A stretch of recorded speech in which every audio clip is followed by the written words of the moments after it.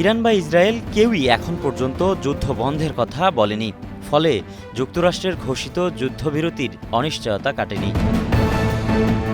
ইসরায়েলের কিছু এলাকার বাসিন্দাদের আগে থেকেই সরে যেতে বলে ইরান। আজ সকালে সেসব এলাকা লক্ষ্য করে ক্ষেপণাস্ত্র ছোড়া হয়।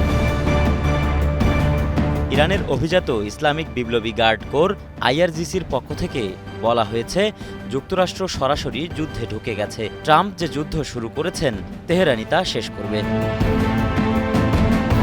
রাতে তেহরান সহ একাধিক স্থানে বিস্ফোরণের শব্দ পাওয়া গেছে।